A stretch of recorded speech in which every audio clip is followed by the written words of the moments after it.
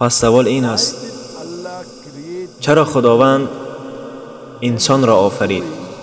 آیا خداوند می‌دانست که اکثر آنها در روز قیامت به جهنم می‌روند؟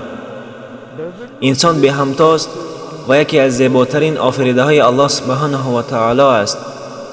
برعکس دیگر آفریده هایی که کاملا خدا را عبادت میکنند و 100% الله را اطاعت مینمایند، خواه رستنی ها، خواه ستاره ها، خواه آفتاب و حیوانات، همه مسلمانند و به الله اطاعت میکنند. اینچنین الله باز دو نمود آفرینش را خلق کرد. الله جن و آدم را آفرید. انسانها از جنها برتری دارند و آزادی انتخاب را دارند. اگر شخصی که آزادی انتخاب را به دست آورده است به الله اطاعت میکند، به دستورهای او در قرآن و در حدیثهای معتمد اطاعت و عمل مینماید، پس وی از ملائکه‌ای که حق انتخاب کردن ندارد برتری دارد. همین طریق شخصی که آزادی انتخاب دارد و میتواند با صلاح دید خود تصمیم گیرد که به الله اطاعت کند یا از آن سرپیچی کند، اگر با امر خدا عمل کند پس از فرشتگان بالاتر می شود، زیرا فرشتگان آزادی اطاعت نکردن از الله را ندارند. همین طور الله مخلوق نو آفرید. اگر شما برای نائل شدن به درجه های عالی سعی کنید، پس احتمالیت موفقیت کمتر خواهد بود. مثلا اگر شما برای سپاریدن امتحان صنف 10 آماده باشید، اکثریت از آن می‌گذرند. اگر ما برای گرفتن درجه بکالور امتحان سپاریم، پس بسیاری ها نیز از آن می‌گذرند. اما در مقایسه با صنف 10 شماره کمتر موفق خواهند شد. اگر ما برای گرفتن دیپلم طبی امتحان سپاریم، پس فایز آنهایی که امتحان سپاریده اند در موضوعهای گومانیتری یا علمی کمتر خواهند بود.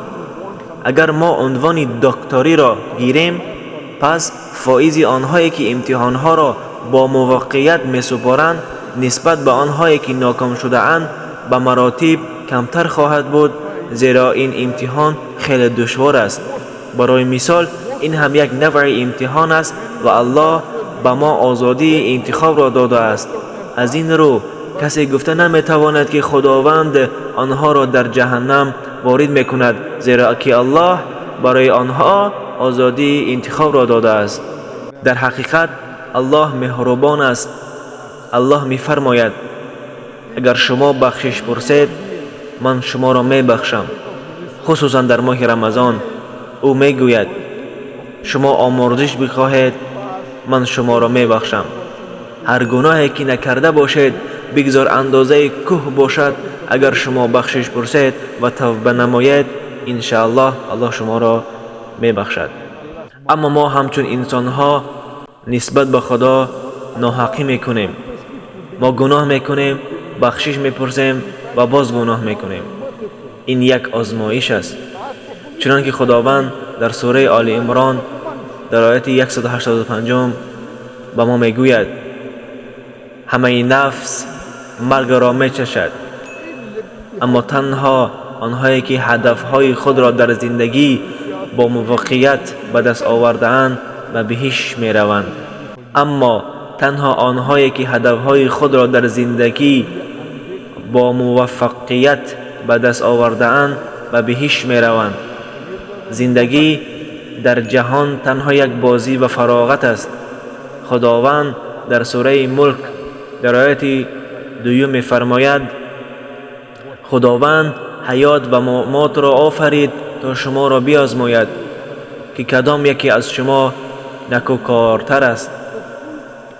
زندگی در جهان تنها یک بازی و فراغت است.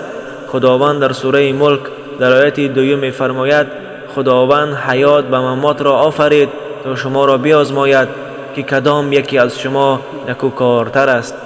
از این رو زندگی این دنیا امتحان است که زندگی آینده شما از آن وابسته خواهد بود.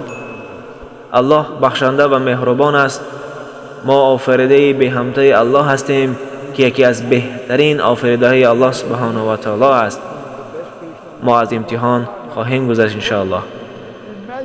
تصور کنید که هنگام امتحان از تیپ دکتر جوابی نادرست می دهد. هیچ کس امیدوار نخواهد شد که استاد بگوید من مهربانم بنابراین تو میگذری. اگر معلم در امتحان به دکتر رحم کند، پس طبیب به جای طبابت آدمان را میکشد. از این رو قاعده ها را رعایت کردن لازم است. حتی اگر شما مهربان باشید هم شما باید تنها در امتحان جوابهای درست را قبول کنید. خلاصه اگر شما امتحان را گذاشتید، شما را جنت یعنی بهشت انتظار است. اگر نگذاشتید پس جهنم.